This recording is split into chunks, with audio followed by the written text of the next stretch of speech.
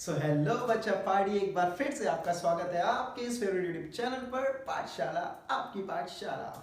और मैं परेश सक्सेना आप लोगों का वेलकम करता हूं आज की क्लास में। तो देखिए, जैसा कि हम लोगों ने लास्ट वीडियो में आपसे प्रॉमिस किया था कि हम लोग इसमें डिस्कस करने वाले हैं अपने इंपॉर्टेंट रेफरेंसेस एक्ट 1 सीन 1 के, और उसके साथ ही साथ हम पढ़ेंगे कुछ इंपॉर्टेंट बोर्ड क्वेश्चन। तो चलिए अब शुरू करते हैं।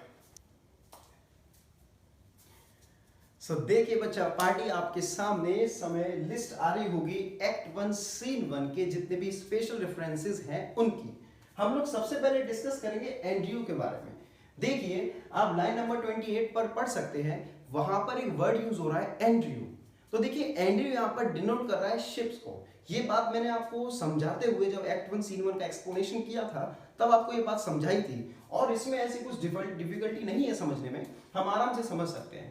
एंड्रयू का जिक्र यहां पर किया जा रहा है सिर्फ और सिर्फ शिप्स के लिए, एंटोनियो के शिप्स के लिए। एंटोनियो के शिप, जैसा हम लोगों ने पढ़ा, वो बहुत ज्यादा सैड थे। सेलेनियो दोनों अपने पॉइंट ऑफ व्यूज रख रहे थे अलग अलग। तभी उस समय हमने एंड्रयू वर्ड का सामना किया था, और हमने इसमें सीखा था कि एक्सप्लेन किया जा रहा है कि एंड्रयू यानी कि एंटोनियो के शिप जो हैं वो जब गुजर रहे होंगे, एंटोनियो बहुत ज्यादा सैड थे, तब हमने पढ़ा कि वो जब एंड्रयू यानी कि उनके शिप गुजर रहे होंगे पानी से, वाटर से, उस समय जितने भी पेटी ट्रैफिकर्स यानी कि जितने भी छोटे मोटे वहां पर येट्स या फिर बोट्स होंगी, वो सब हट जाएंगे उनके सामने से, और वो सेफली क्रॉस करके उनके वेनिस तक आ जाएंगे, और उनके सारे शिप एंड्रयूज बिल्कुल सेफ होंगे। हमने इनका एक और वर्ड पढ़ा था एंड्रयू का, अगर आपने फर्स्ट पेज पर रेफर कर सकते हैं, आपके सामने स्क्रीन पर आ रहा होगा, आर्गोसीज। तो आर्गोसीज का मतलब भी शिप्स ही था। शिप्स वो जो उनके गुड्स को कैरी करके ला रहे थे। बच्चा पार्टी, इसी के साथ हम लोग पहुंचते हैं अपने सेकंड रेफरेंस की तरफ, दैट इज जेनस।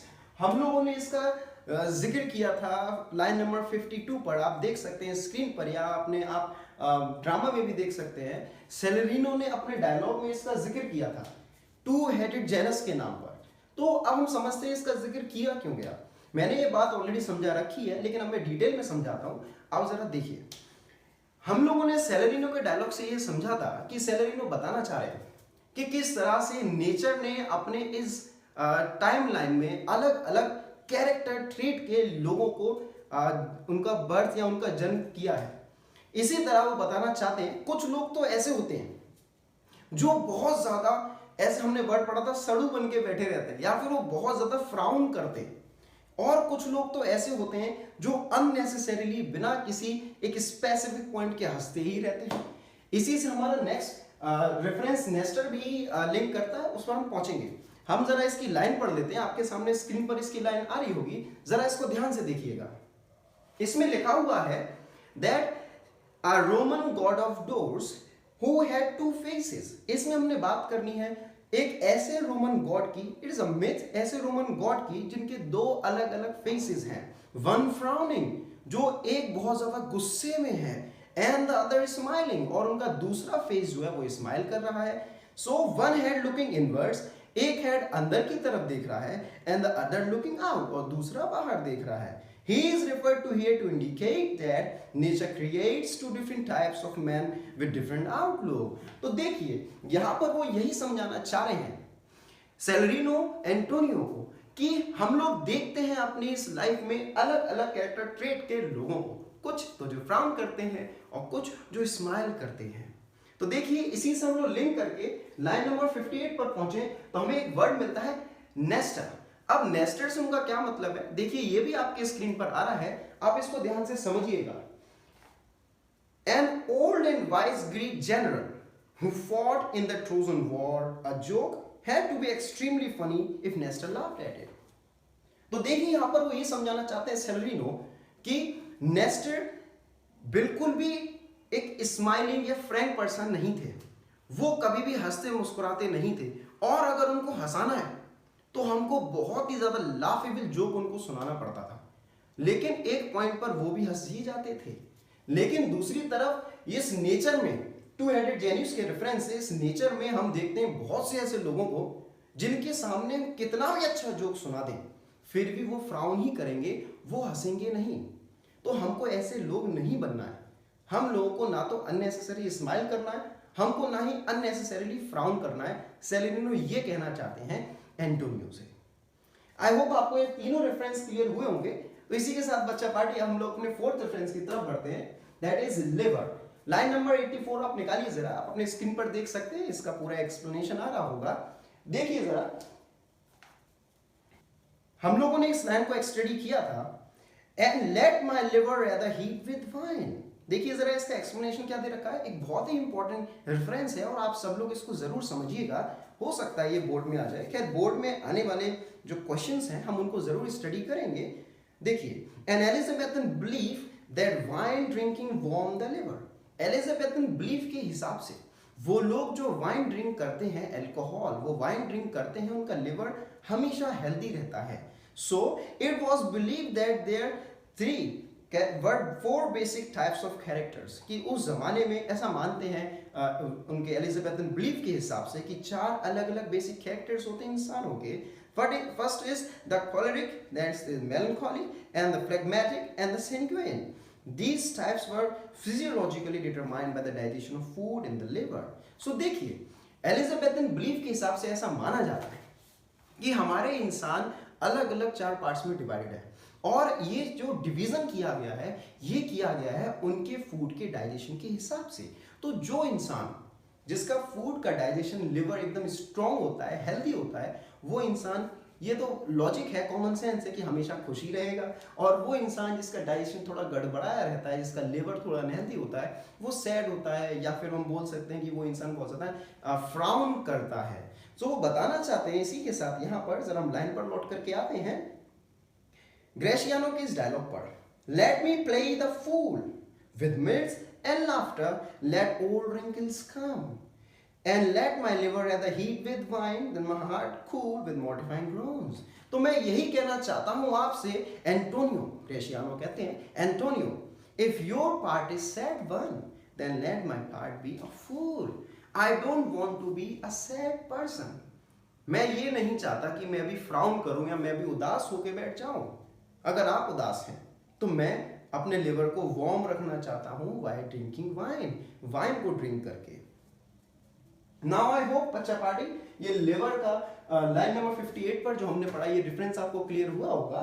इसी के साथ हम नेक्स्ट पहुंचते हैं लाइन नंबर 96 पर, सर ओरेकल पर। देखिए सर ओरेकल का बहुत ही इंपॉर्टेंस है यहाँ पर। ये भी हम लोगों ने ग्रेशियानो के ही डायलॉग में स्टडी किया था बच्चा पार्टी, अगर आपको याद हो तो। हमने इसमें सीखा था कि वो ग्रेशियानो के बारे में बसेनियो हमसे सिर्फ एक बात बोलते हैं कि Gratiano speaks an infinite deal of nothing, कि ग्रेशियानो बात तो भैया बहुत बड़ी बड़ी करते हैं लेकिन उसका सेंस बहुत ही कम होता है। तो यही एक बात में वो बात बोलते हैं, क्या, सर ओरेकल को लेकर के, that I am Sir Oracle and when I open my lips let no dog bark. तो वो बताते हैं एंटोनियो को कि हम लोग देखते हैं कि किस तरह से हमारे सामने ऐसे लोग होते हैं बहुत से जो ओवर एक्टिंग करते हैं कि वो बहुत ही ज्यादा सीरियस रहने वाले बंदे हैं, लेकिन रियलिटी में वो बिल्कुल भी एजुकेटेड नहीं होते या वो वेल मैनर्ड नहीं होते। वो सिर्फ ओवर शो, ये बोल सकते हैं ओवर एक्टिंग कर रहे होते हैं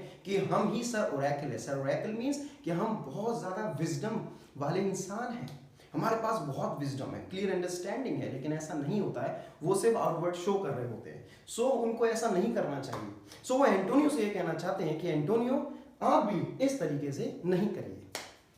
सो आई होप बच्चा पार्टी आपको ये क्लियर हुआ होगा। इसके साथ ही हमने नेक्स्ट रेफरेंस के पास पहुंचते हैं, दैट इज लाइन नंबर 170 पर पोर्शिया था।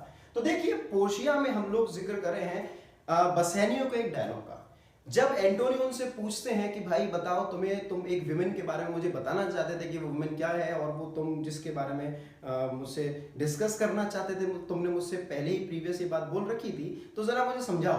तो पोर्शिया के कैरेक्टर को एक्सप्लेन करने के लिए बसेनियो एंटोनियो के सामने उनको क्वालिफाई करने के लिए, उनकी क्वालिटीज बताने के लिए वर्ड यूज करते हैं पोर्शिया का।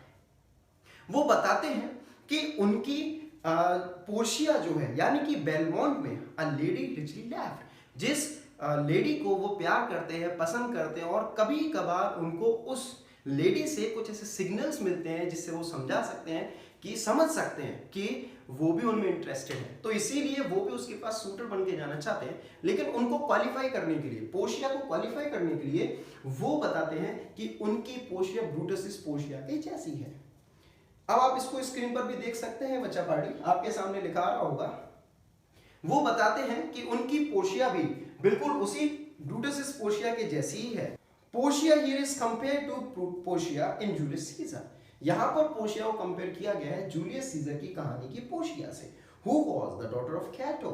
जो कैटो की डॉटर थी, who was a Roman statesman and wife of Brutus, Marcus Brutus, a brave Roman general, the leader of the conspiracy against Julius Caesar। तो देखिए जूलियस सीजर की कहानी बहुत ही इंटरेस्टिंग कहानी है, कभी किसी रोज मौका लगा तो जरूर आपको पढ़ाएंगे, लेकिन तब तक हम समझ लेते हैं समरी में कि देखिए पोर्शिया ब्रूटस जूलियस सीजर की स्टोरी में जूलियस सीजर के एक बेस्ट फ्रेंड थे, आप बोल सकते हो कि बचपन से उनके वो दोस्त थे, वो BFF टाइप, हाँ उसी तरह से बिल्कुल। तो उनके बेस्ट फ्रेंड थे जिनका नाम था मार्कस ब्रूटस। मार्कस ब्रूटस एक रोमन जनरल थे, बहुत ही brave, and he was the most noble person of Rome. So उस टाइम पर जूलियस सीजर जब राजा बने या फिर नहीं बन पाए थे, जो भी उनकी कहानी रही, कहानी के अकॉर्डिंग, तो हम देखते हैं कि उनके best friend Roman general that is Marcus Brutus की वाइफ का नाम था पोर्शिया। और पोर्शिया बहुत ही वर्चुअस लेडी थी, बहुत ही खूबसूरत थी, बहुत ही वेल मैनर्ड थी, एजुकेटेड थी और बहुत ज़्यादा वर्चुअस थी, और उनकी ब्यूटी के, उनकी वर्च्यू के चर्चे पूरे रोम में थे। तो बिल्कुल वही तरीके से वो बताना चाहते हैं कि मेरी पोर्शिया भी उन पोर्शिया के जैसी ही है, वो भी उतनी ही वर्चुअस है, और उनकी वर्च्यू के चर्चे, उनकी खूबसूरती के चर्चे इस पूरी दुनिया में फैले हुए हैं, और वहां पर इसलिए बहुत सारे सूटर्स आ रहे हैं उनके लिए। और मैं तुमसे मदद चाहता हूं एंटोनियो कि आप भी मेरी मदद करो ताकि मैं पोर्शिया के पास जा सकूं उनको वो करने के लिए। सो बच्चा पार्टी, आई होप ये पोर्शिया भी आपको क्लियर हुई होगी। हमारा नेक्स्ट और लास्ट रेफरेंस है एक्ट 1 सीन 1 का, जेसन्स। जरा देखिए स्क्रीन पर आपके सामने जेसन्स का जिक्र हो रहा होगा, एक बार हम जरा स्टडी कर लेते हैं। जेसन की कहानी शुरू होती है गोल्डन फ्लीस से, तो जरा पहले गोल्डन फ्लीस ही देख लें हम। लाइन नंबर 174 पर, the reference is made to the ancient Greek legend. एक ग्रीक एंशिएंट लेजेंड है, लेजेंड्स तो भरी पड़ी है भैया हमारे इस मर्चेंट ऑफ वेनिस में, सो फ्लीस का यहाँ पर जिक्र हो रहा है, refers to the crop of wool of a sheep और रैम। यहाँ पर वूल की एक क्रॉप, शीप की एक बहुत बड़ी यहाँ पर वूल की क्रॉप की बात हो रही है, एक ढेर की बात हो रही है। सो उस क्रॉप को चोरी करने के लिए, उसको हासिल करने के लिए a famous hero called Jason, एक बहुत ही फेमस हीरो जिनका नाम था जेसन, वो वहां पर आते हैं with his companions the आर्गोनॉट्स went on a dangerous voyage to Chalchos on the east coast of the Black Sea in search of the golden fleece, which was fastened to an oak by the local ruler, and the fleece was guarded by a dragon। अब आपको पता है legends होंगे तो भैया dragon तो आनी है ना, अभी यूनिकॉर्न भी आएगा। So Jason obtained it with the help of his wife Medea। So देखिए यहाँ पर जेसन जो थे वो एक फेमस हीरो थे, वो अपने कंपेनियन आर्गोनॉट्स के साथ कैल्चोस जाते हैं उसके ईस्ट कोस्ट पर ब्लैक सी के, जहां पर उनको गोल्डन फ्लीस के बारे में पता था, और उनको गोल्डन फ्लीस मिल जाता है, और वो अपनी वाइफ मीडिया की मदद से उस गोल्डन फ्लीस को हासिल कर लेता। देखिए यहाँ पर जेसन का सिर्फ और सिर्फ एक ही रेफरेंस है। हमने ये तो देख लिया कि जेसन एक बहुत बड़े हीरो थे जो हासिल करने के लिए गए थे गोल्डन फ्लीस को, जिसकी खूबसूरती के चर्चे पूरी दुनिया में थे। बिल्कुल उसी तरह वो क्या कहते हैं कि मेरी पोर्शिया के चर्चे भी पूरी दुनिया में हैं, और कहीं ना कहीं से बहुत सारे जेसन्स उनको हासिल करने के लिए आ रहे हैं, बहुत सारे जेसन्स। तो इसीलिए टाइम रहते मैं भी उधर जाना चाहता हूं, अपनी पोर्शिया को हासिल करना चाहता हूं। सो जेसन्स का यहाँ पर मतलब है सूटर्स, वो एलिजिबल सूटर्स, वो ब्रेव सूटर्स जो आ रहे हैं पोर्शिया को हासिल करने के लिए। सो बच्चा पार्टी, ये थे हमारे इंपॉर्टेंट रेफरेंसेस। आई होप आपको ये क्लियर हुए होंगे। मैंने जितना हो सका उतना इजी वे में आपको समझाया है विद पिक्चर्स। आप देख सकते हैं इनके पिक्चर्स भी आपको दिखाई थी। अब हम लोग चलते हैं बच्चा पार्टी अपने वीडियो के सेकंड पार्ट की तरफ, जिसमें हम लोग डिस्कस करने वाले हैं कुछ इंपॉर्टेंट बोर्ड क्वेश्चंस। तो चलिए अब आगे बढ़ते हैं। देखिए बच्चा पार्टी, आपके सामने कुछ ऐसे 4 इंपॉर्टेंट क्वेश्चंस हैं इस सीन को लेकर के। तो देखिए सबसे पहला इंपॉर्टेंट क्वेश्चन है हमारा, Gratiano speaks infinite deal of nothing. तो देखिए इसको हम पहले भी पढ़ चुके हैं और अभी मैंने आपको थोड़ी देर पहले ही समझाया है कि हम लोगों को इसमें बसेनियो के बारे में स्टडी करना पड़ेगा कि बसेनियो क्या सोचते हैं ग्रेशियानो के बारे में। तो उनके पॉइंट ऑफ व्यू से हमको ग्रेशियानो के कैरेक्टर के बारे में हम अच्छी तरह समझ सकते हैं। जैसा हम लोगों ने पढ़ा था कि ग्रेशियानो जब एंटोनियो को देखते हैं कि एंटोनियो थोड़ा ग्लूमी मूड में है, वो थोड़ा उनका ध्यान कहीं और है, तो वो उनसे आकर के पूछते हैं कि एंटोनियो आपको क्या हुआ। तब वो बहुत ज्यादा बड़ा चढ़ा करके थोड़ी सी बात जो बोलना चाहते थे उसको बोलते हैं। जैसा हम लोगों ने इसमें देखा था, हमने सर रैकर वाला भी स्टडी किया था थोड़ी देर पहले ही, और उसके साथ ही साथ हमने स्टार्टिंग में स्टडी किया था वो लिवर वाला एग्जाम्पल कि किस तरीके से वो कहते हैं कि अगर आपका पार्ट जो है इस लाइफ में सैड वन है तो मैं चाहता हूँ कि फूल का होना चाहिए। और मैंने ऐसे लाइफ में बहुत से लोग देखे हैं जो बहुत ज्यादा सैड बैठे रहते हैं, लाइक एल्वेस्टर, जैसे हमने पढ़ा था सिट लाइक हिज ग्रैंडसायर खटिन एल्वेस्टर। एक इंसान जिसका ब्लड बहुत ज्यादा वार्म है उसको ये एल्वेस्टर की तरह नहीं बैठना चाहिए। फिर उसके बाद हम लोगों ने देखा था कि बहुत से लोग ऐसे होते हैं जो अपने आप को सर ओरेकल समझते हैं, जो अपने आप को बहुत ज्यादा आउटवर्ड शो करते हैं कि हम बहुत ज्यादा विजडम वाले लोग हैं, लेकिन वो रियलिटी में ऐसे होते नहीं है और उनको ऐसा नहीं बिहेव करना चाहिए। वो बस इतनी बात बोलना चाहते थे एंटोनियो से कि आप इस तरह सैड मत रहिए, क्योंकि आपके सैड होने पर लोगों को गलत महसूस हो सकता है, इसीलिए आप खुश रहिए, हैप्पी रखिए और अपने चेहरे पर स्माइल रखिए। So Gratiano speaks infinite deal of nothing. Gratiano बोलते बहुत हैं but it is all nonsense, लेकिन उसका कोई मतलब नहीं निकलता है। तो इसी के साथ हम लोग अपने सेकंड क्वेश्चन पर पहुंचते हैं। हमारा सेकंड है points to show bonding of Antonio and Bassanio in act 1 scene 1। तो देखिए ये बहुत ज्यादा इंपॉर्टेंट है क्योंकि एंटोनियो बसेनियो की ही दोस्ती हम इसे पूरे ड्रामा में देखने को मिलेगी।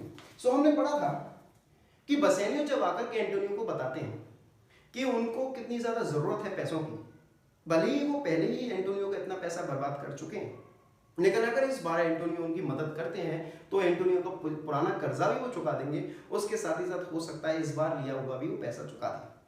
तो इस बात पर हमने पढ़ा था एंटोनियो उनसे कहते हैं कि बसेनियो मेरा प्यार तुम्हारे लिए बहुत ज्यादा है, इसीलिए तुम ऐसा कभी भी मत सोचो कि मैंने तुमको जो पैसे दिए हैं, कभी भी अमाउंट जो तुम्हें दिया है उसको तुम्हें रीपे करना है, कभी नहीं करना है। इंडीड तुम्हें ये बात पता है कि इस समय मेरे पास बिल्कुल भी पैसे नहीं है, बिकॉज मेरे जितने भी पैसे थे वो सारे मेरे वेंचर्स फोर्थ वो मेरे एंड्रयूज या आर्गोसीज पर है, और इस समय मेरे पास इतना प्रेजेंट सम नहीं है कि मैं तुमको बेलमोंट जाने के लिए फर्निश कर सकूं। इसीलिए वो बस एक बात बोलते हैं कि इतनी बात याद रखो Bassanio, that my purse, my person and my extremest means lie all unlock to your occasions, कि मैं हर एक तरीके से तुम्हारी मदद करने के लिए तैयार हूं। With my body, with my purse and with my all the means I am ready to help you. तो इसीलिए वो बोलते हैं कि अभी मेरे पास तो इतने मीन्स नहीं है कि मैं तुम्हें प्रेजेंट सम दे सकूं, इसीलिए इस पूरे वेनिस में तुम्हें कोई भी मेरे क्रेडिट पर पैसे अगर दे, कोई भी मनी लेंडर तुम्हें पैसे अगर दे, वो किसी भी इंटरेस्ट पर अगर दे, तो तुम उससे ले लेना मेरे क्रेडिट पर और मैं उसको पे कर दूंगा। You are free to do this. तो हमको इसी से पता चलता है कि एंटोनियो और बसेनियो की बॉन्डिंग कितनी अच्छी है। एंटोनियो इतना ज्यादा बोल देते हैं बसेनियो से कि तुम किसी से भी पैसे ले सकते हो। तो ये ट्रू फ्रेंडशिप थी और एक ट्रू बॉन्डिंग थी एंटोनियो बसेनियो के बीच में। सो आई होप बच्चा पार्टी आपको ये समझ में आया होगा। अब इसी के साथ हम लोग नेक्स्ट अपने क्वेश्चन पर अगर पहुंचे, character sketch of Antonio by Antonio central character है यहाँ पर। सो एंटोनियो के बारे में शुरू से देख सकते हैं कि एंटोनियो जो है वो स्टार्टिंग से कितने ज़्यादा सैड थे और उनको सेलेनियो कितना समझाने की कोशिश भी करते हैं, लेकिन उनके सैडनेस का रीज़न जो है हमेशा के लिए अननोन ही रहता है। तो देखिए बहुत से हमारे फिलोसोफर्स स्कॉलर्स हैं जो इस चीज़ के ऊपर लगातार डिबेट करते ही रहते हैं कि एंटोनियो इस समय सैड है क्यों, शेक्सपियर इसको क्यों लिखते हैं। तो हमें कैरेक्टर स्टडी करने के लिए हमको बहुत पहले तो डिटेल में ड्रामा स्टडी करना पड़ेगा। इसका हम सैडनेस का तो पार्ट बाद में इवेल्युएट करेंगे, ड्रामा के एंड तक पहुंचते पहुंचते मैं आपको समझाऊंगा। अभी हम लोग इसको स्किप करके थोड़ा और आगे बढ़ते हैं। हम देखते हैं कि एंटोनियो अपने सारे दोस्तों को इक्वली मानते हैं। जब सेलेनियो की बात बोलते हैं कि देखिए अब ग्रेशियानो आ रहे हैं, लोरेंजो आ रहे हैं और बसेनियो आ रहे हैं, तो वो तीनों आपके ज्यादा क्लोज हैं, तो इसीलिए अब हमको यहाँ से चलना चाहिए। तो इस बात पर एंटोनियो उनसे क्या कहते हैं, ऐसा नहीं है। आपकी वैल्यू भी मेरे सामने वही है जो लोरेंजो बसेनियो ग्रेशियानो की है, इसलिए आप ऐसा मत समझिए कि आपकी वैल्यू बहुत कम है, आप अंडर वैल्यूड हैं उनके सामने, ऐसा नहीं है। सो बच्चा पार्टी हम लोग पहुंचते हैं अपने लास्ट क्वेश्चन की तरफ। तो हमारा लास्ट क्वेश्चन है डिस्क्रिप्शन ऑफ पोर्शिया बाय बसेनियो। तो देखिए जरा ध्यान से, हम लोगों को यहाँ पर पोर्शिया के कैरेक्टर की स्टडी करनी है बसेनियो के नजर से, उनके पॉइंट ऑफ व्यू से। तो ये हम लोगों ने कब देखा था, ये हम लोग बात करते हैं लाइन नंबर 165 की, जब एंटोनियो बसेनियो से पूछते हैं कि भाई तुमने मेरे को बताने वाले थे उस लेडी के बारे में, उस वुमेन के बारे में, तो जरा बताओ उसके बारे में कुछ। तो वो क्या कहते हैं, in Belmont is a lady richly left. तो सबसे पहली क्वालिटी वो क्या बताते हैं, इसको ध्यान से समझिएगा, दैट पोर्शिया इज रिच, ये उनके बारे में सबसे पहला पॉइंट वो बताते हैं। फिर इसके बाद हमने क्या पढ़ा, एंड शी इज फेयर। वो क्या कहते हैं कि पोर्शिया बहुत ही ज्यादा फेयर है, and fairer then that word, वो ब्यूटीफुल है लेकिन एक्सट्रीम ब्यूटीफुल है, वो इस फेयर वर्ड से भी ज्यादा फेयर है। और इसके साथ ही साथ वो क्या बताते हैं, ऑफ वंडरस वर्च्यूज, कि उनके पास वंडरस वर्च्यूज है, that she is so virtuous lady, और इतना ज्यादा वर्चुअस है वो कि उनके से बारे में उनको कंपेयर भी कर देते हैं वो पोर्शिया से। क्या कहते हैं, her name is Portia, nothing undervalued to Cato's daughter, और वो बिल्कुल भी अंडर वैल्यूड नहीं है, वो बिल्कुल इक्वल है कैटो की डॉटर पोर्शिया से। जैसा अभी हमने थोड़ी देर पहले स्टडी किया भी था, आप समझ सकते हैं उससे कि वो कितना ज्यादा हाईली प्रेज कर रहे हैं पोर्शिया, और ये बात बिल्कुल सच भी है। अभी तो हम लोगों ने सिर्फ पहला सीन ही पढ़ा है, तो हमारे सामने पोर्शिया के बारे में ज्यादा नहीं आया है, लेकिन आप ड्रामा के अक्रॉस देखेंगे कि Portia character is one of the most important character of the drama, और वो कितने ज्यादा इंपॉर्टेंट है ड्रामा के लिए। और इसके साथ ही साथ एक और वर्ड यूज करते हैं, हर सनी लॉक्स, वो इस को भी यूज कर रहे हैं सनी लॉक्स को। सनी लॉक्स मींस हेयर, कि वो किस तरीके से उनके जो लॉक्स हैं, जो बाल आते हैं उनके हेयर जो आ रहे हैं, वो किस तरह से सनी सो ब्यूटीफुल है। बिल्कुल उसी तरह हम देख सकते हैं कि बसेनियो कितनी ज्यादा तारीफ कर रहे हैं पोर्शिया की। देखिए बच्चा, यहां से एक बात तो आप जरूर समझ लीजिए कि हम लोग यहाँ पे इस क्वेश्चन में पोर्शिया की तारीफ बसेनियो के पॉइंट ऑफ व्यू से देख रहे हैं, कर रहे हैं। बोर्ड में अगर क्वेश्चन आता है कि आपको बसेनियो के पॉइंट ऑफ व्यू से लिखना है पोर्शिया के बारे में, तो आप इन पॉइंट्स को मेंशन करेंगे। लेकिन अगर उसमें क्वेश्चन सिंपली या जनरली आता है कि डिस्क्राइब या give the characteristics of Portia, तो आपको जो रीडर है यानी कि हमें उसके जरिए से पूरा उनका कैरेक्टर लिखना है। खैर उसके बारे में अभी तो बात नहीं कर सकते हैं, बिकॉज अभी हमने सिर्फ पहला ही सीन पढ़ा है। हम धीरे धीरे पढ़ेंगे और तब हम फाइनली एंड में जाकर के सीखेंगे कि पोर्शिया का रियल कैरेक्टर क्या था और वो कितनी इंपॉर्टेंट और सही कैरेक्टर की लेडी थी। सो आई होप बच्चा पार्टी यहाँ पर आपको ये सारे इंपॉर्टेंट रेफरेंसेस क्लियर हुए होंगे, उनके साथ ही साथ हमने जो क्वेश्चंस फॉलोइंग पढ़े ये भी क्लियर हुए होंगे, और हम जल्दी आने वाले हैं अपने एक्ट 1 सीन 2 के साथ। तो बने रहिए आप हमारे चैनल के साथ, और जब तक हम नहीं मिलते हैं सेकंड वीडियो में, तब तक आप अपना ख्याल रखिए। Bye bye.